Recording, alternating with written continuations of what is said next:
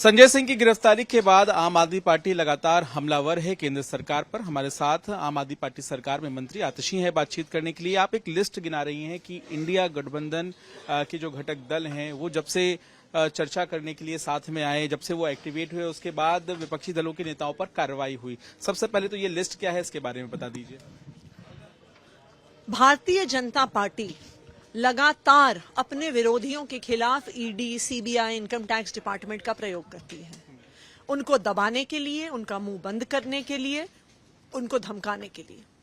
हम देख रहे हैं कि जब से ये इंडिया अलायंस साथ आना शुरू हुई, जब से ये अलायंस एक साथ आई है, साथ में चुनाव लड़ने का फैसला लिया है, तब से एक के बाद एक इंडिया के घटक दलों के नेताओं पर, उनके मंत्रियों पर, उनके विधायकों पर लगातार ईडी, सीबीआई की और इनकम टैक्स डिपार्टमेंट की रेड हो रही है। चाहे डीएमके हो, चाहे टीएमसी हो, चाहे कांग्रेस पार्टी हो। हम देख सकते हैं कि अप्रैल के महीने से एक के बाद एक ईडी, सीबीआई, इनकम टैक्स से ये रेड्स हो रही हैं। ये क्या दिखा रहा है? इनकी टोटल संख्या कितनी है जो रेड्स हुई हैं? 14 रेड्स अप्रैल के बाद से अब तक विपक्षी दलों के नेताओं पर हो चुकी है। ये क्या दिखा रहा है? ये दिखा रहा है कि मोदी जी को समझ में आ गया है कि वो इंडिया अलायंस के सामने लोकसभा का चुनाव हारने वाले हैं। इसलिए वो कोशिश कर रहे हैं कि किसी तरह से इंडिया अलायंस के घटक दलों के नेताओं को डराया जाए, उनको धमकाया जाए, उनको भारतीय जनता पार्टी में शामिल किया जाए कि वो किसी तरह से धमकियों के माध्यम से इस अलायंस को तोड़ सकें और जो वो लोकसभा का चुनाव हार रहे हैं किसी प्रकार से अपनी फॉर्च्यून को टर्न कर सकें। लेकिन मैं मोदी जी को कहना चाहूंगी, ऐसा होने वाला नहीं है। आप आने वाला लोकसभा चुनाव हारने वाले हैं, आप कितना भी सीबीआई और ईडी का मिसयूज कर लें। इसमें सवाल ये भी है कि जिस इंडिया गठबंधन की आप बात कर रही हैं, वहीं कांग्रेस शर्तों के साथ समर्थन कर रही है। वो पंजाब में जो कार्रवाई हुई उनके नेताओं पर, उसको भी याद करा रही है आपको। इसे आप किस तरह से देख रहे हैं, या फिर इंडिया गठबंधन की रणनीति अलग है?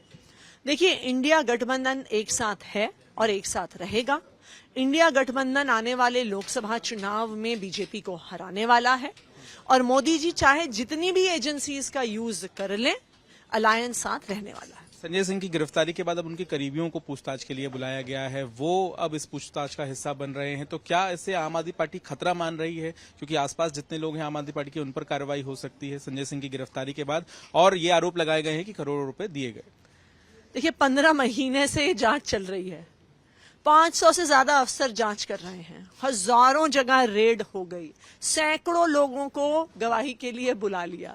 लेकिन उसके बाद भी अगर सुप्रीम कोर्ट में जो आप ईडी का केस देखें, वो 1 रुपए के भ्रष्टाचार को साबित नहीं कर पाई है। ये वही केस है जिसमें भारतीय जनता पार्टी के प्रवक्ता 1.5 साल पहले कहते थे 50,000 करोड़ का घोटाला हो गया। कुछ दिन बाद कहने लगे 8,000 करोड़ का घोटाला हुआ। फिर कहते हैं 100 करोड़ का घोटाला हुआ। फिर कहते हैं 50 करोड़ का घोटाला हुआ। अब कहते हैं 3 करोड़ का घोटाला हुआ। कुछ दिन में कहेंगे जो संजय सिंह जी की जेब में 200 रुपए मौजूद थे वो भ्रष्टाचार के पैसे थे और ये है शराब घोटाला। ये बिल्कुल साफ है कि 1 रुपए के भी भ्रष्टाचार का सबूत ईडी के पास नहीं है, सीबीआई के पास नहीं है, भारतीय जनता पार्टी के पास नहीं है। अंतिम सवाल है मेरा, भाजपा ने प्रेस कॉन्फ्रेंस की, वो लगातार भ्रष्टाचार के मामले को लेकर आम आदमी पार्टी सरकार को घेर रही है। वो ये भी कह रही है कि शराब नीति जब इतनी अच्छी थी तो उसे वापस क्यों लिया गया। वो दूसरा सवाल ये कर रही है कि इस पूरे मामले में जांच हो रही है तो दिक्कत क्या है? बिल्कुल जांच हो, 15 महीने से जांच हो रही है, 500 अफसर जांच कर रहे हैं। हम तो जांच का स्वागत करते हैं, लेकिन वो भी जांच के बाद कोई 1 रुपए के भ्रष्टाचार का सबूत तो देश के सामने रखें, कोर्ट के सामने रखें। 50,000 करोड़ के घोटाले की उन्होंने बात करी, 1 रुपए का भ्रष्टाचार भी वो अभी तक आम आदमी पार्टी के नेताओं पर, सरकार पर साबित नहीं कर पाए हैं। तो आप अभी भी ईडी, सीबीआई को भी अभी आपने चैलेंज किया प्रेस कॉन्फ्रेंस में, आप कह रही हैं कि वो भी सबूत पेश करें? बिल्कुल सबूत पेश करें। अगर आप देखिए कि जो सुप्रीम कोर्ट में बहस चल रही है, मनीष सिसोदिया पर 1 रुपए के भ्रष्टाचार का भी वो आरोप साबित नहीं कर पा रहे हैं कोर्ट में। तो ये क्या है? 15 महीने की जांच, 500 अफसर, हजारों रेड, सैकड़ों इंटरव्यूज, सैकड़ों गवाही, उसके बाद भी अगर उनके पास सबूत नहीं है तो पता चल जाता है ना कि ये घोटाला एक फर्जीवाड़ा है। बहुत बहुत धन्यवाद आतिशी, तमाम बातें अपने तौर से बताते हुए, लेकिन सीधे तौर पर वो केंद्र सरकार की एजेंसियों की जो कार्रवाई है उस पर सवाल खड़े कर रही हैं।